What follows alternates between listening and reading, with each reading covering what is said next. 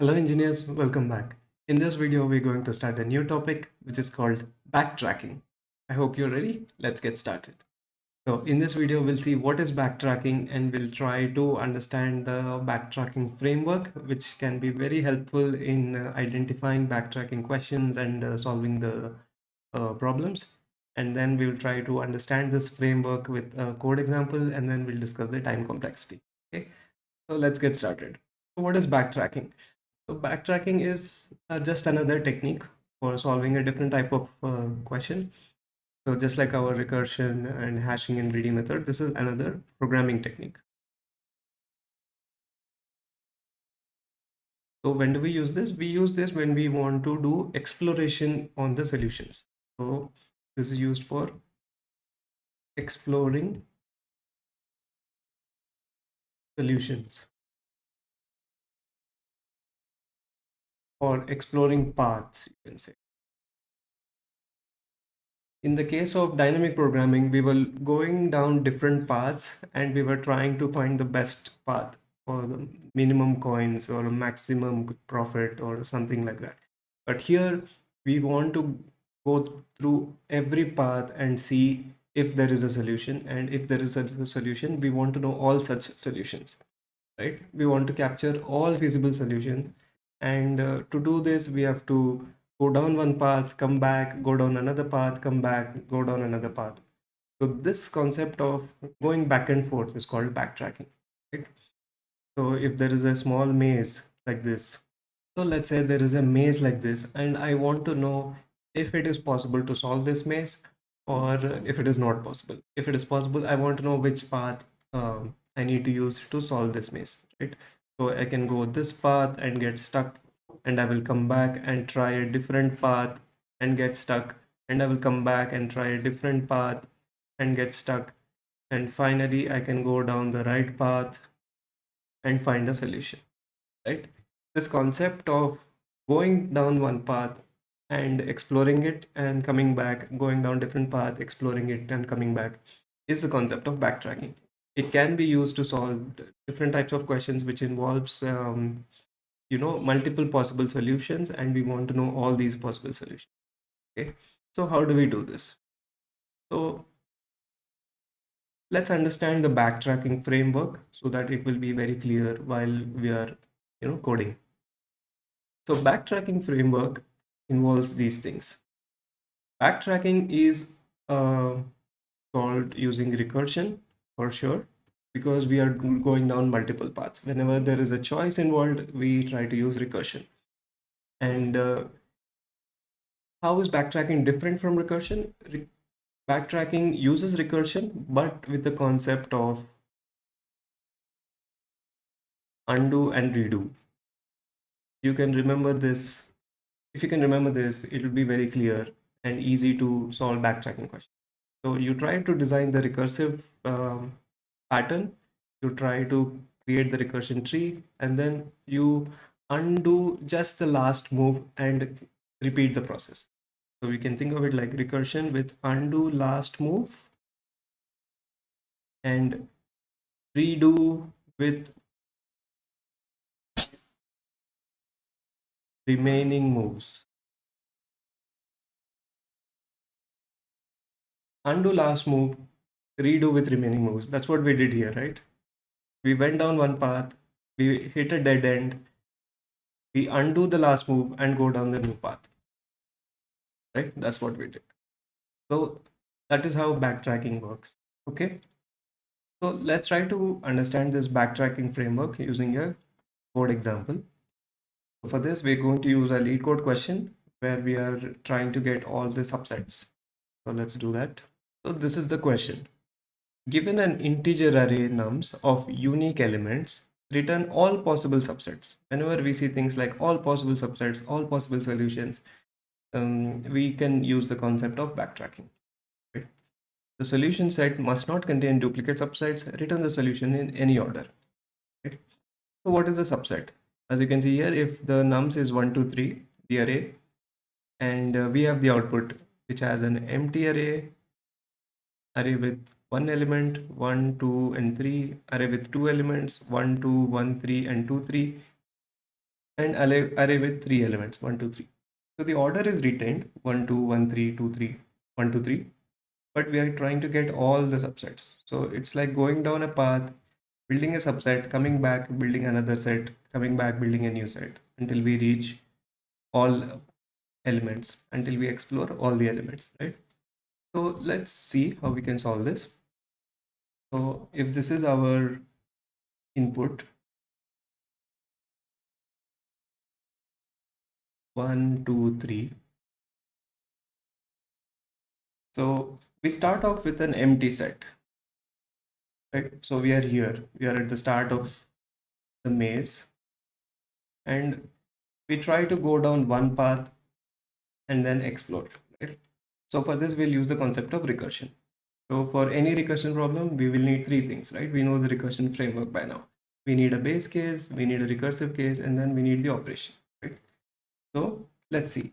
If I go down the path of 1, if I start with this one, so I go down the path of 1, I'll start including one element at a time.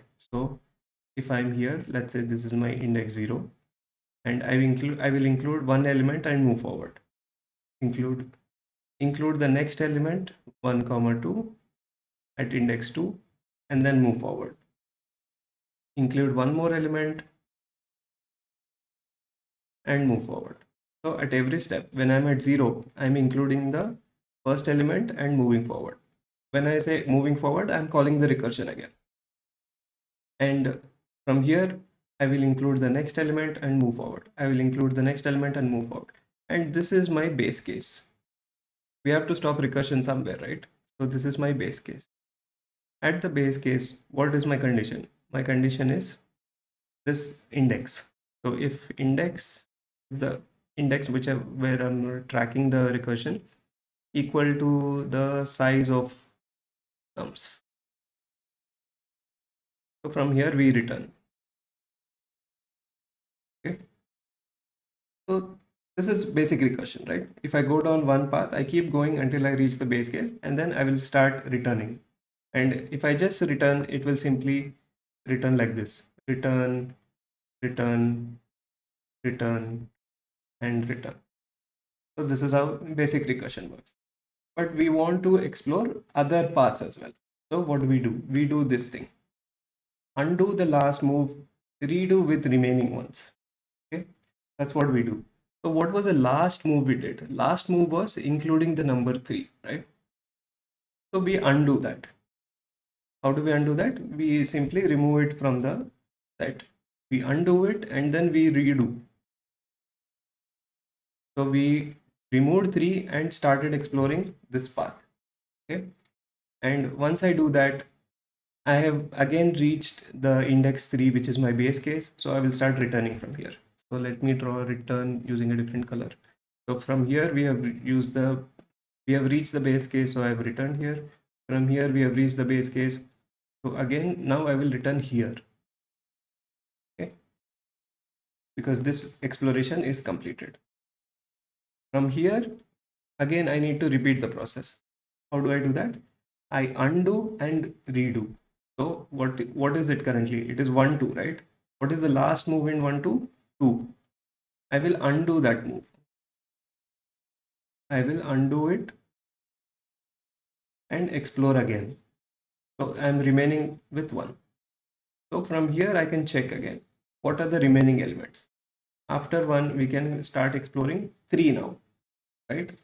When I start exploring 3, again I have reached the base case, so I will start returning from here. So I will return here. And I will go down the path again. How do I go down? I undo the last move and redo. What is the last move? 3. I remove 3 and explore again. And here again we have reached the base case, so we will return. Now this time we will return here because this exploration is done. There are no more elements to explore in this path. From here, what happens? From here,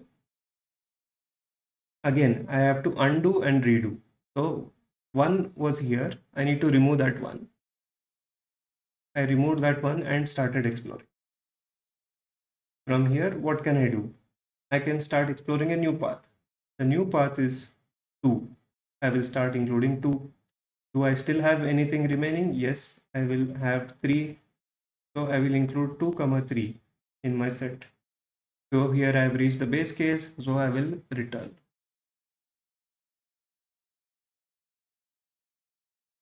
Again, undo, redo. Simple. I will remove 3 and explore with remaining set 2. Here again I have reached base case, so I will simply return. But this time I will return to the parent. At every step, explore left subtree where we are including the element, and when we go down the right subtree, we are excluding that element. Okay. Next.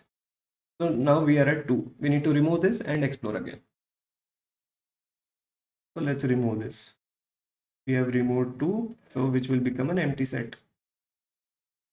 And now, is there anything else left? Yes, we can explore 3 now. When we have reached 3, again, we have reached our base case, so we will return. When we are returning, undo, redo. There was 3 in the set, we remove that 3 and go down this path. So empty set. Okay, and that's it. There is nothing else to explore, so we will directly return to the parent. Is here. And then return. So whenever we are reaching the base case, we have found our set. So this is a set, this is a set, this is a set. These are my subsets. I will add them to my main vector or main result uh, vector of vectors, multi-dimensional vector, and I will return it. So this will be the logic. So try to understand the framework. Recursion, we are doing recursion where we have base case, recursive case, and operation. And this is base case, right? This is base case, and all this is recursion. And what is the operation? Operation is undo, redo, undo, redo. That is the operation. Okay, we will see a similar pattern in other questions as well, where we solve, let's say, Sudoku, where we have to put some number, and we put one number, explore. Is it valid? If it is valid, keep it. If it is not valid, undo it, put a new number, redo. Right? That's what we do. Undo the last move, redo with remaining moves. So undo the last number, redo with remaining number. Right? So that's how it works. So let's try to code it. So we are here. So we will create a new function that will not return anything, but it will get all subsets. Right? So we will pass some things to this. First, we will create our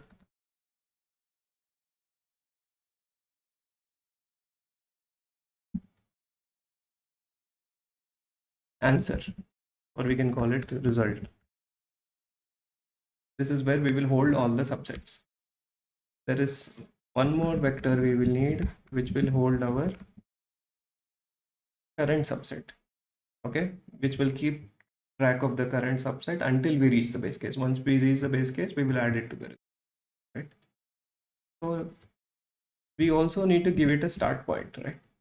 Start point, we can either start at 1 or we can start at 3. So we can start at 1 for this example. So let's pass all this subsets. So we will pass the starting number, the start point, which will be 0 in our case. We will pass our main vector, we will pass our result vector, we will pass our current vector, current subset. And then we will return result. Whatever we are adding to the result, we can directly return. Okay. So let's make this function.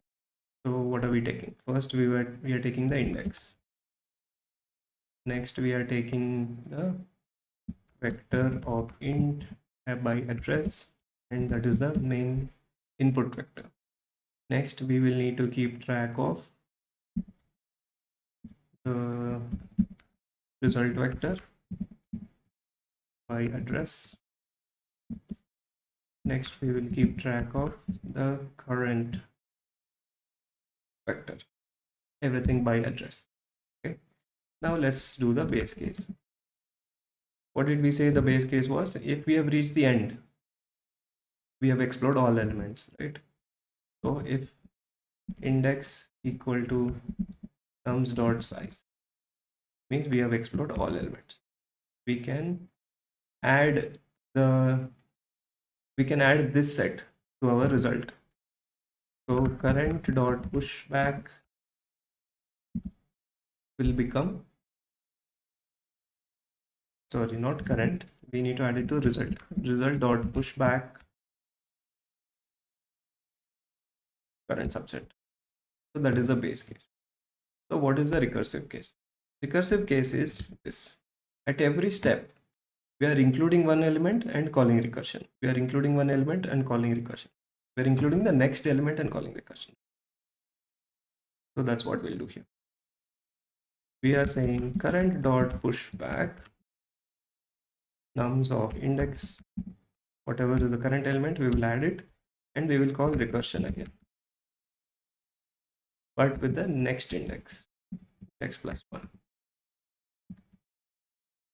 Remaining elements will be same. Okay, so this is the recursion. So if we do this, let's see, we are starting at index 0. Base case is not reached yet. So we are adding the current element to current subset and we are calling the recursion on the next index. We were here 0. We have added one element and called on a new index. We have added another element and called recursion on a new index. We have added another element, called recursion on a new element, and we have reached our base case. So we have to change something to get to the base case, right? We are changing the index. So this is done. What else? After we reach the base case, we are adding to this. So far we have gone down this path. So this whole thing is completed now. This is where we start returning, but we don't want this type of return.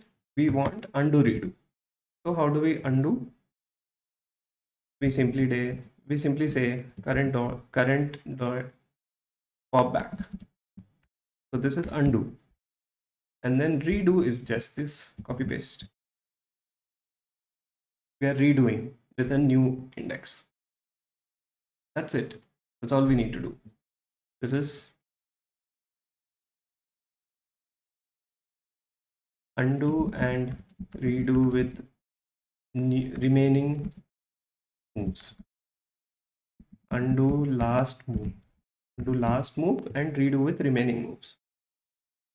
This is, you can say, operation or after recursion, right? So whatever is happening before this call is the left subtree. Whatever is happening after this call, undo redo, is the right subtree.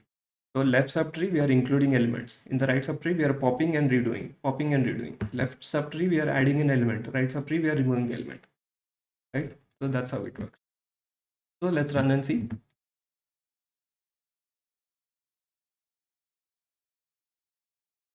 There's some. Okay. Small mistake. I forgot to return here.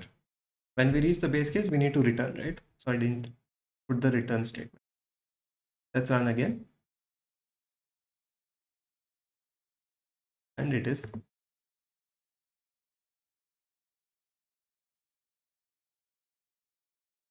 Okay, so our solution is accepted.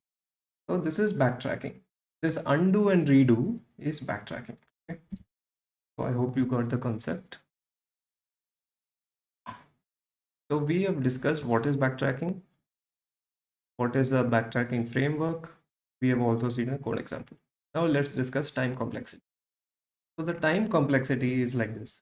So for every index, we are making two recursive calls, right? Every node is making two recursive calls. One for including, one for excluding, one for including, one for excluding. So this will become 2 to the power n. So the depth will become 2 to the power n. Every node is making 2 recursive calls. What about this piece? When we reach the base case, we are copying whatever is in the current subset into the result subset. This can be one element, this can be 2 elements, this can be 3 elements, right? There can be a maximum of n elements that need to be copied. So this can become O of n operation. So total, this will become the time complexity of our solution. So whenever there are multiple calls being made in the recursion tree, depending on the number of calls, this complexity is arrived, and within uh, each recursion, what is the work being done, that will become additional work, right? So that's how we can arrive at a conclusion. Okay, so this is the time complexity of our backtracking solution.